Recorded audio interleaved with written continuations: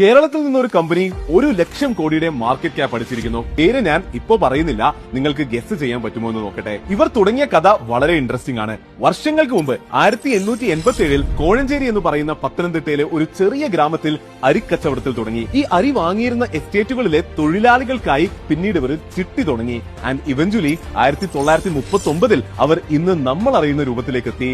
Gold finance ബിസിനസ്സിലേക്ക് ഇറങ്ങി. ഇന്ന് വെറുതെ ഇന്ത്യയിലെ 86th ലാർജസ്റ്റും കേരളത്തിലെ ലാർജസ്റ്റ് ലിസ്റ്റഡ് കമ്പനിയും ആയി എത്തി നിൽക്കുന്നു. മനസ്സിലായില്ല എങ്കിൽ വലിയ ക്ലൂസ് ഞാൻ തരാം.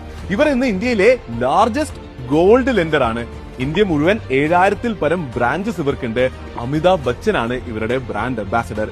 ഇവരുടെ IPOയിൽ 2011 പൈസ ഇട്ടിരുന്നെങ്കിൽ അത് ഇന്ന് 15x ആയനെ. 175 രൂപയിൽ നിന്ന് 2600 രൂപയിലേക്ക് 22% CAGR ഗ്രോത്ത് ആണ് ഇവരുടെ സ്റ്റോക്ക് തന്നത്. കൂടുതൽ പേർക്കും കമ്പനി മനസ്സിലായി എന്ന് വിശ്വസിക്കുന്നു. അത് നമ്മുടെ സ്വന്തം മുത്തൂറ്റ് ഫൈനാൻസ് ആണ്. കേരളത്തിലെ ഓൺട്രപ്രണേഴ്സിന് ഇൻസ്പിറേഷനായ, ഇൻവെസ്റ്റേഴ്സിന് വെൽത്ത് ക്രിയേറ്ററായ കേരളത്തിന്റെ സ്വന്തം $multi-billion കമ്പനി.